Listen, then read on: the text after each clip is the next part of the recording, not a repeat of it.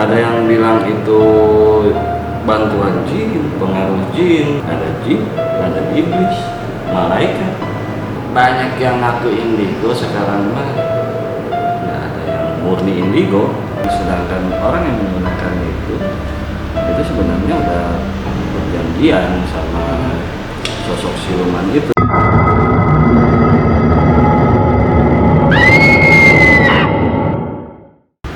Perjanjian ya mungkin dia harus menumbalkan apa nih supaya si siluman ini atau kayak sosok orang ini jadi siluman atau jadi babinya bisa mencuri ke sana kemari gitu kan. Tapi kok ada tumbal berarti rugi bandar sebenarnya. Ya sebenarnya semua namanya pesugihan atau perjanjian sama jin pasti jin itu meminta tumbal. Wah. Gitu. Jadi ini benar-benar untuk orang-orang yang dunia banget ya. Iya. Keduniawian banget, kepepet, makanya namanya ngepet. Kepepet gak begitu. Benar. Tapi memang bentuknya seperti itu, kayak kuntilanak, genderuwo bentuknya tuh. Kalau digambar-gambar di Google gitu, di dukun online kita kan bentuknya kayak gitu. Sebenarnya gini sih, ya kalau penglihatan saya seperti itu, cuman balik lagi kalau untuk orang awam kayak jin-jin bentuknya seperti apa, sekarang kita bandingkan aja antara jin Indonesia sama Jepang. Sama nggak bentuknya? Sama nggak tuh? Sama. Beda kalau digambar. Ya, atau kalau di Jepang Inuyasha itu kartun. Maksudnya berbedanya gimana gitu? bentuknya apa ibaratnya di kita ada kunti, di sana ada kunti nggak? Gitu kan? Iya. Di sana ada ibaratnya, seumpamanya di Cina ada vampir, di kita ada nggak vampir? Nggak ada kan? Jadi sebenarnya bentuk-bentuk jin, kenapa di Indonesia ada kuntilanak, ada tuyul, itu balik lagi sih, tergantung dari sugesti orang. Dari sugesti orang ya? Dari sugesti manusia itu sendiri, mungkin dari awal, dari dulu gitu, disugestikan kunti itu sosoknya ini, terus pocong itu sosoknya ini. Itu karena sugesti dari apa yang dikasih sama orang dulu terbawa sampai generasi sekarang. Jadi melihat jin itu ya begitu bentuknya. Jadi sifatnya doktrin ya kalau Doktrin. Lebih ke parno berlebih kan orang Ya sekarang orang gini lah, dengar kata kunti, pemikiran dia kan karena udah didoktrin dari kecil. jadi lebih cewek gitu kan, atau cewek cantik otomatis tervisualisasi ya cewek cantik gitu kan, padahal kan belum tentu bentuknya seperti itu. Iya. Gitu kan, ya namanya jin mah kan bisa berubah bentuk jadi apa aja. Dia membaca nih, sebenarnya membaca pikiran manusia atau sugesti manusia, ya udah dia bentuk seperti itu. Orang meninggal, banyak yang dengar bisa jadi hantu ya. Nah itu dia, ini sering banget nih. Terus apalagi yang lu pernah bilang nih, ada orang yang tali pocongnya lupa dibuka terus nanti jadi pocong. Kalau gitu gimana tuh? Sebenarnya namanya orang yang udah meninggal, rohnya kan udah diambil, Ya. udah kembali gitu kan. Nggak ada namanya hantu gentayangan. Tapi si sosok jin ini dia ngelihat sosok seumpamanya yang meninggal, terus makanya di situ dia langsung menyerupai orang yang meninggal itu. Ngikutan doktrin, jadi kita udah didoktrin sama manusia, didoktrin sama jin boy. Itu tambah lagi manusia sendiri terdoktrin, ya jadi itulah ngelihat orang meninggal jadi hantu, padahal nggak ada. Jadi bukan dia ya.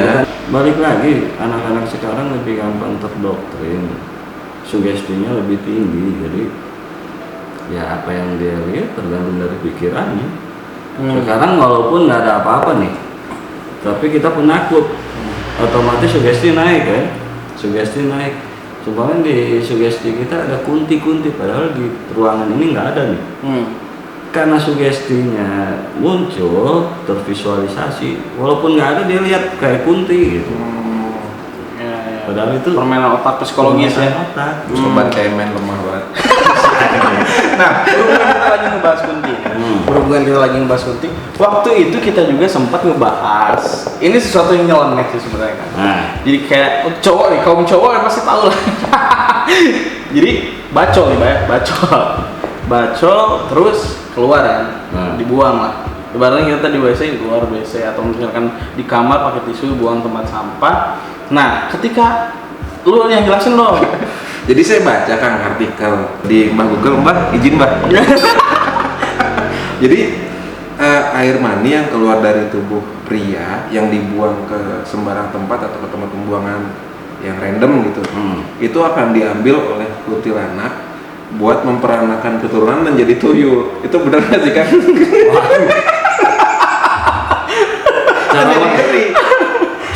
cara kuntinya masukinnya gimana? Nah itu kan jadi pertanyaan sebenarnya. Kayak ngewek sesuatu yang nggak ada itu bagaimana gitu kan, ibaratnya kayak gitu. Ya bukan yang nggak ada, yang nggak kelihatan gitu. Ini mah kalau sepengetahuan saya gitu ya. Ibaratnya itu bukan dia ambil terus dia masukin jadi dia hamil keluar tuyul gitu. Enggak. Sekarang kayak jangan pun mani gitu. Sekarang orang yang lagi cewek nggak bisa buang sembarangan. Harus cuci dulu. Kuntilanak datang gitu kan. Apakah itu untuk bikin dia hamil juga? Nah, intinya kan namanya jin itu suka yang kotor-kotor. Oke. Gitu kan. Itu jadi suatu makanan dia. Jadi apa ya? Dia isap sarinya. Oh gitu. Tapi air mani gue suci coy. Tai. Bukan suci ya. Belum pernah dicebol. Ampun. Dia tadi diserap intisari negatifnya sama si jin ini. Bukan sari Bukan negatifnya. sari negatif, tapi emang yang kotor-kotor seperti itu kayak tulang, darah, dan yang mani segala macam itu kan makanan mereka.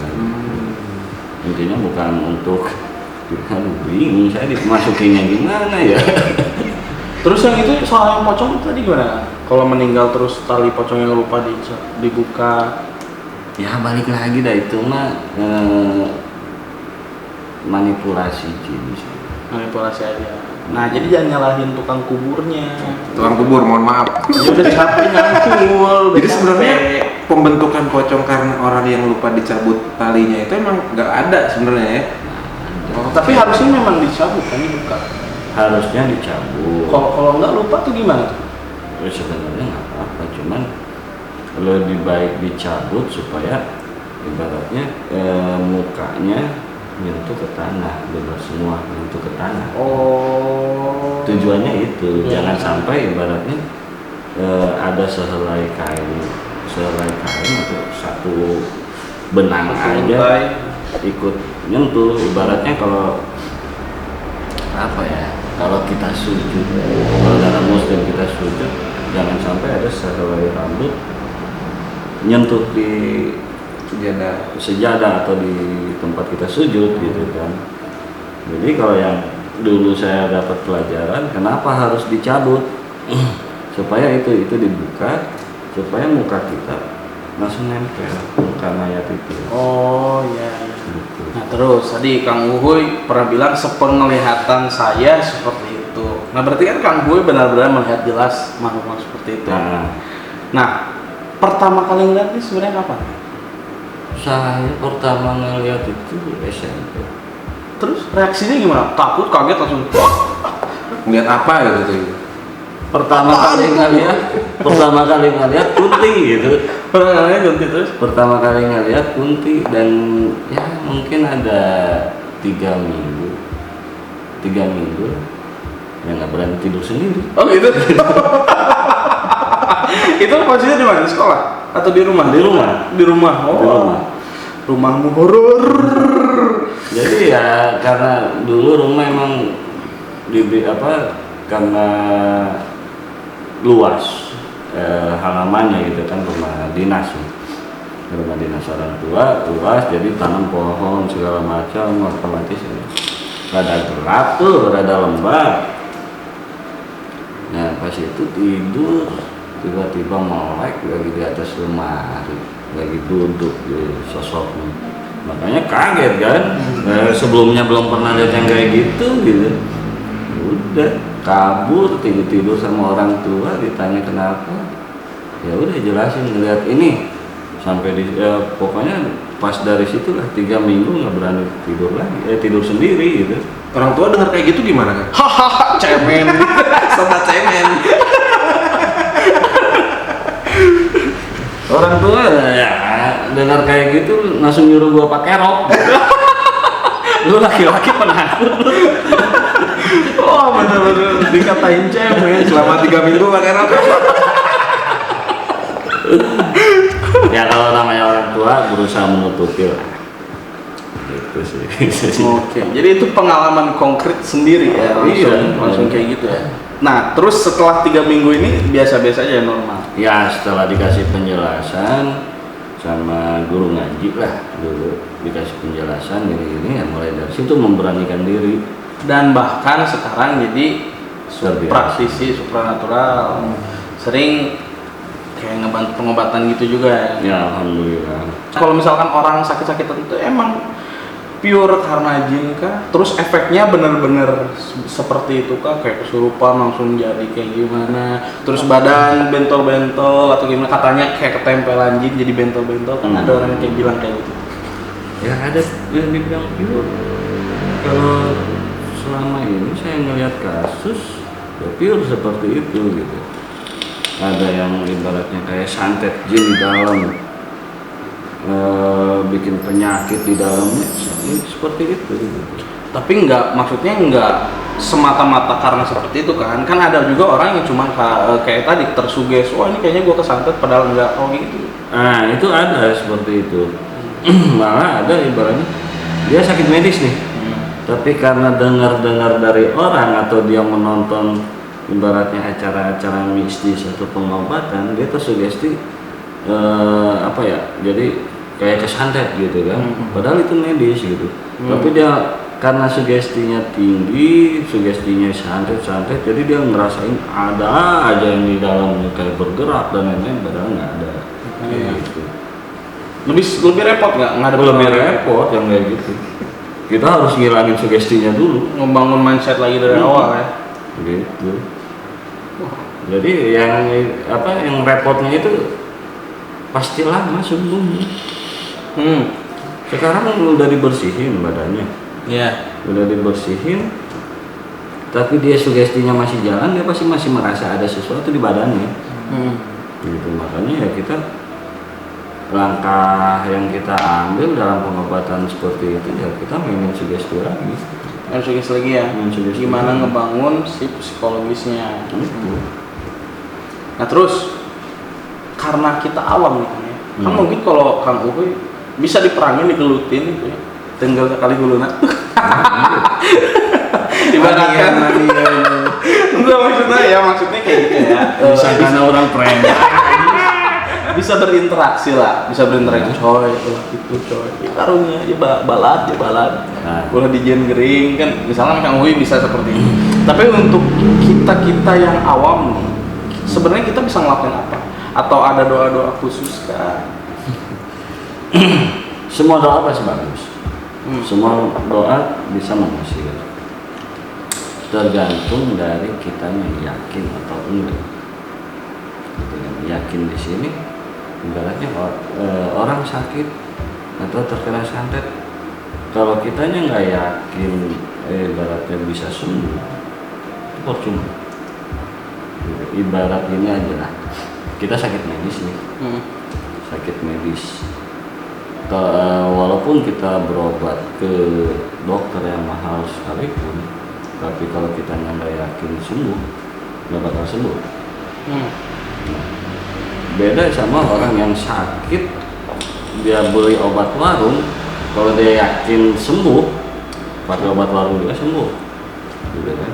Jadi intinya semua penyakit itu obatnya ada di diri sendiri. Jadi kayak sama aja kayak kan sering nih kayak orang sakit kanker jangan sampai disugesti kalau dia sakit, bikin dia happy, terus akhirnya bisa sembuh. Padahal penyakit kanker sendiri belum ada obatnya. Ya. Oh jadi emang itu work banget ya? Iya. Bekerja sekali. Jadi kayak gitu. Untuk orang awam bisa nggak menyembuhkan diri sendiri dari penyakit yang datangnya dari jin? Bisa. Selagi dia yakin Allah menyembuhkan. Gitu kan. Poin utamanya itu. Intinya itu aja, yakin Allah menyembuhkan. Udah. Gitu. Kita mau baca doa apa aja, yang penting kita yakin Allah menyembuhkan, insya Allah sembuh. Untuk kita yang beriman, jangan lupa berdoa dan memohon. Karena tempat kita menyembah, memohon itu ya hanya kepada Allah Subhanahu wa Ta'ala. Ya, kalau kayak kita praktisi juga sebenarnya nggak ada apa-apanya tanpa izin Allah. Ya, itu gue Karena suka. kekuatannya berasal dari Allah juga ya. Nah, coy, lu pintu. Tumben lu bener. Kali-kali. Makanya kita juga praktisi dalam pengobatan. Kita menekankan ke pasien lah, kita sebutnya pasien.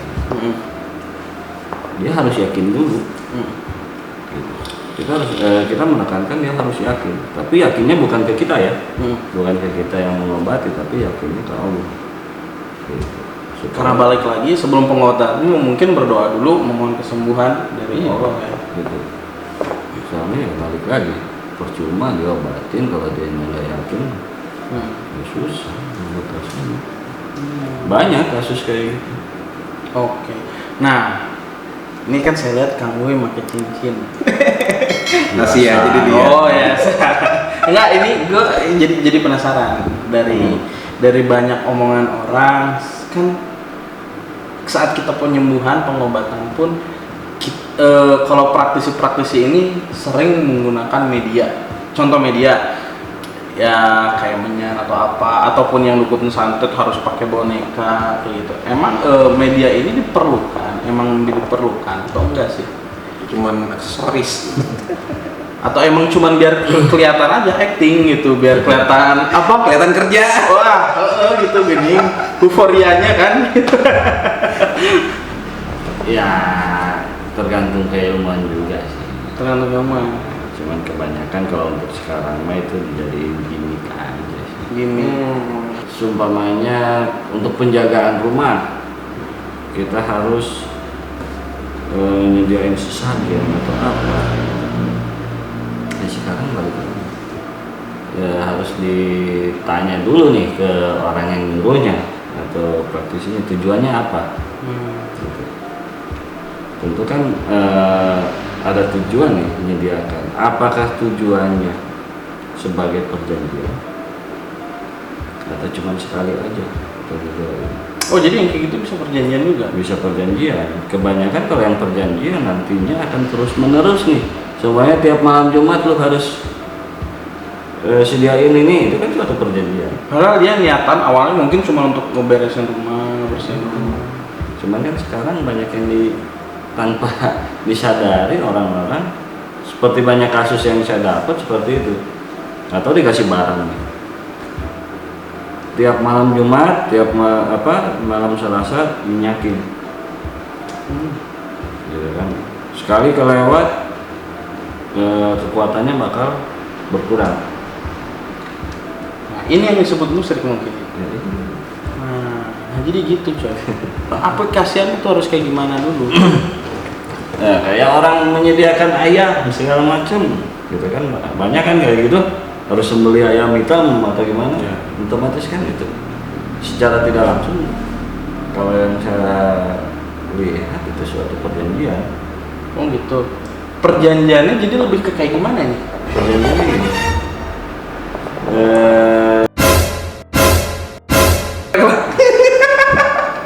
Mas dulu. Anjing. Lanjut aja. Anjing banyak ular. Aduh, sorry. Wah kacau. Kenapa? Lu kenapa? Gue tiba-tiba muter coy, lu kayak orang darah rendah tau nggak dari dulu langsung berdiri. Kayak mau pingsan. Hah?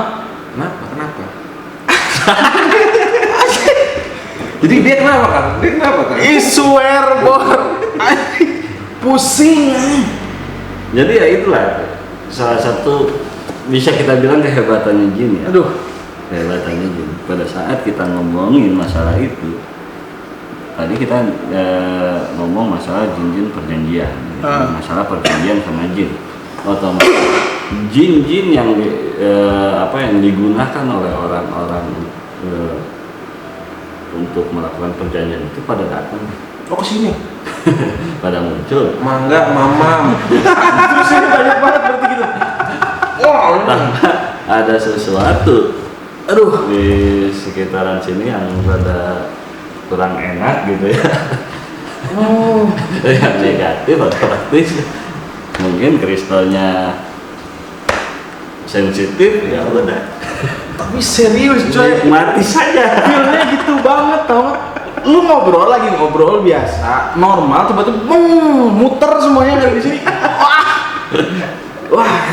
Wah, ini benar-benar momen coy. Ya, dan emang gua percaya hal gaib. Dan ini benar-benar Minum dulu. makin ya hal gaib itu ada coy. Sakti. Anjir, Aduh. rasanya bisa gitu banget ya. Ya jadi kayak gitulah, kita lanjut ya. Mending lanjut aja, oke? Daripada tambah tersugesti. Wah, Jadi kenapa disebut perjanjian? Sebenarnya gini, jin itu mau membantu tapi dengan satu syarat, sediain dulu. Otomatis kan udah ada kesepakatan, ada suatu perjanjian. Ya udah kita siapin dulu darah atau sembelih ayam atau apa hewan. Setelah itu baru jinnya mau ini. Kalau kita nggak nyediain, jinnya nggak bakal mau membantu kan. Berarti secara tidak langsung itu perjanjian ya. Gitu. Terus kalau kayak pakai boneka, ya sebenarnya boneka itu gini, gitu kan, supaya intinya orang lebih makin percaya ke ya kita sebut dukun lah. Kalau dukun itu ibaratnya boneka itu isi suatu kodan atau apapun, tusuk dengan menyebutkan nama tujuannya, dan nanti si kodam itu yang mengirim satu penyakitnya. Itu kalau kita ngambil contoh yang lebih gampang aja ya. Tapi emang begitu ya, orang-orang zaman sekarang tuh makin pintar, makin modern, makin terstruktur, tapi makin barbar. Nah itu malah sekarang banyak ibaratnya praktisi atau dukun-dukun dalam pengobatan atau seperti itu malah pakai gimmick alat-alat sulap.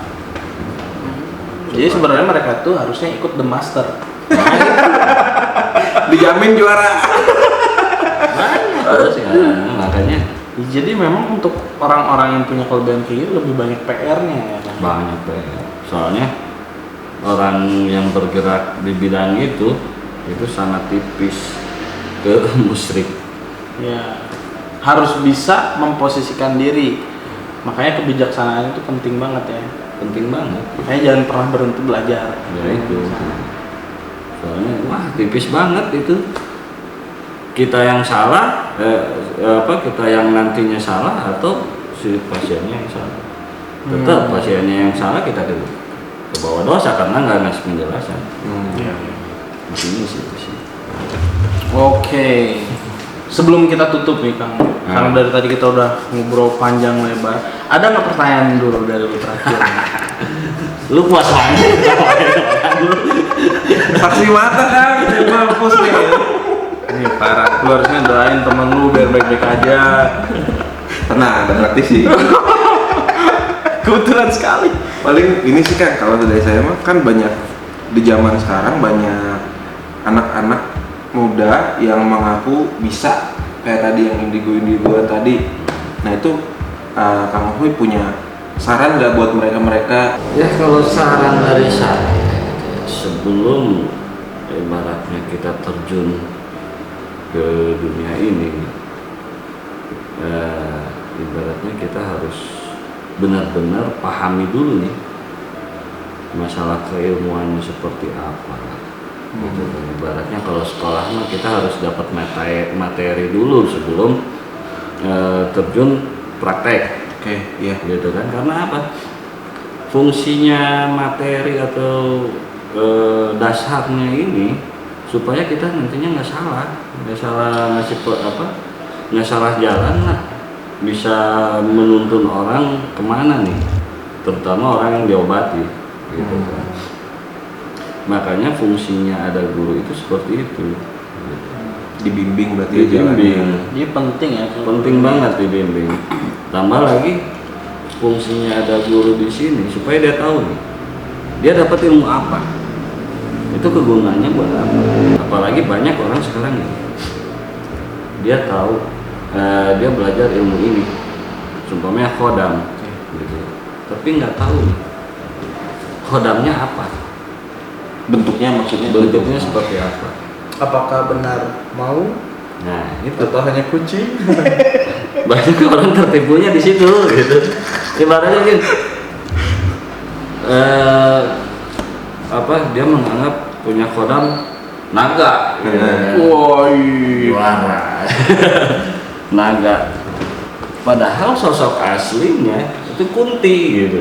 Wah. Banyak yang tertipu seperti itu, Terlalu berimajinasi.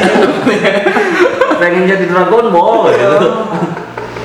Jadi sangat penting kalau ada guru, lebih bagus kalau ada guru supaya guru juga bisa melihat nih wadah kita ya, kalau saya nyebutnya wadah di dalam gitu ya. Wadah apakah sumpamanya yang bermain khodam gitu kan.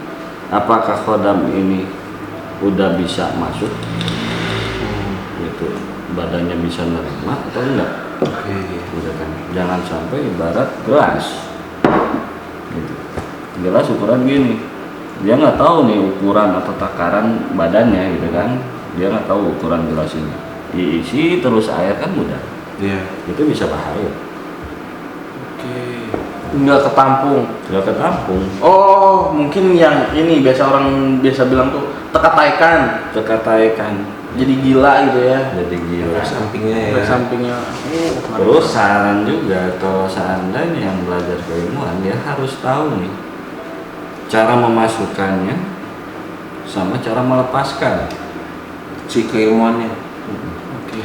Kebanyakan orang nggak tahu cara melepaskan karena nggak pernah, mungkin dia nggak pernah nanya dan nggak pernah dikasih tahu gitu. Terutama yang khodam. UTS-nya nggak ikutan ya? Nah itu Ujian apa? makanya kebanyakan orang yang keilmuan khodam dia nggak tahu melepaskan di saat dia di detik-detik akhir atau sakaratul maut, itu seorang Sunda digangayong gitu. Jadi susah meninggal. Jadi gitu. susah. Kadang ada beberapa kasus yang saya dapat, ruhnya udah dicabut gitu, tapi dia masih hidup. Oke. Tapi ini tuh si kodamnya, bukan Si orangnya. kodamnya, Rohnya udah gitu. Jadi raganya dikuasai sama kodam. Kodamnya nggak bisa lepas. Nah, dan yang lebih parahnya lagi di sekarang ini banyak, ibaratnya gini, kita mempelajari seperti itu, apalagi bermain kodam, harusnya kita yang mengontrol kodam. Iya. Nah, untuk orang-orang sekarang malah dirinya yang dikontrol kodam.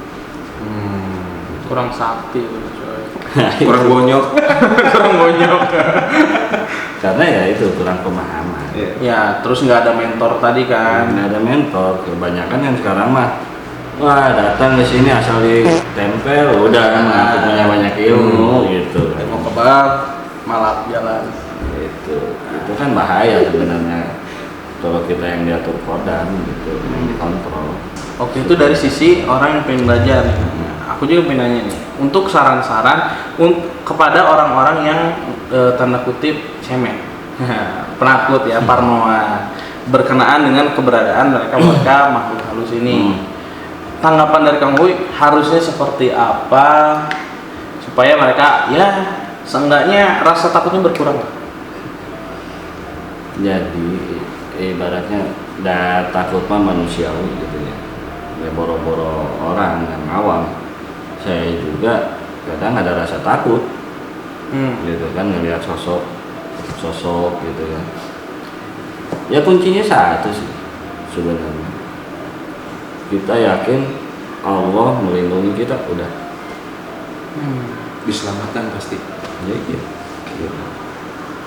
Kebanyakan orang yang sekarang, yang terutama yang penakut banget gitu ya, dia nggak yakin Allah melindungi atau Tuhan melindungi. Ya karena tadi ya mungkin panik, jadi dia kayak seakan-akan lupa segalanya gitu kan.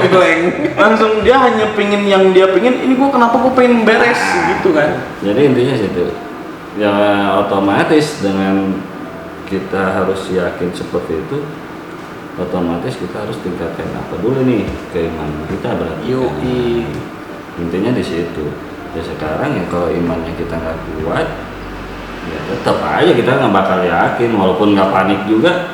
No, sekarang lagi diem di kamar bisa jadi penakut, berarti kan nggak yakin gitu.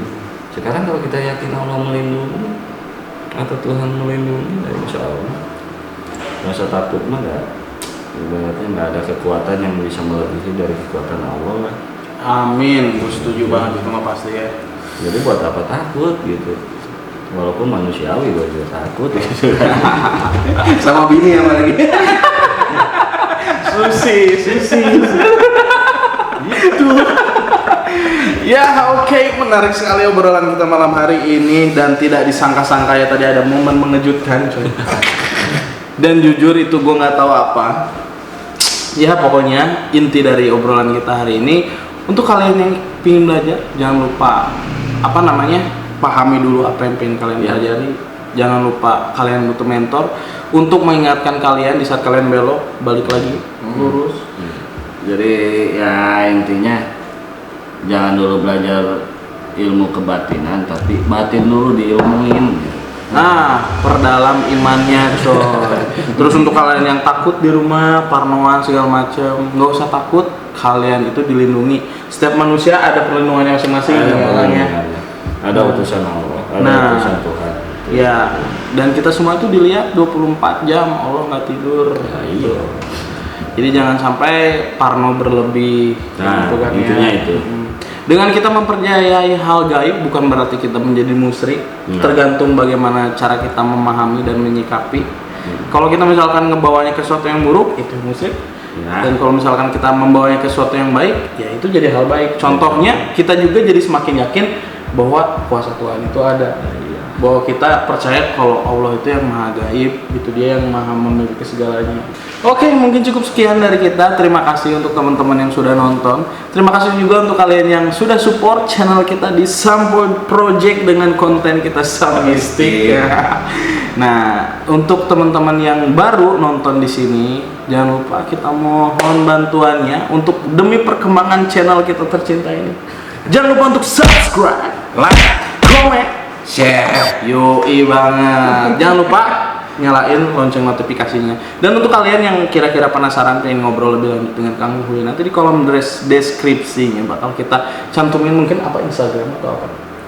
Ya Instagram aja. Instagram ya. Instagram Ricky Uhoy. Nanti kita pokoknya cantumin di deskripsi atau kalian bisa lihat di sini. Dan jangan lupa untuk kalian yang cari tempat nongkrong santuy-santuy nyaman pokoknya, datang aja ke sini. Di Jalan mana? Mas Kumambang nomor 6B. 3.sam BDG. Yoi banget. Oke, terima kasih buat kalian semua dan sampai jumpa di video berikutnya. Oke, see you, bye-bye. Who is it? Who is it? Who is it?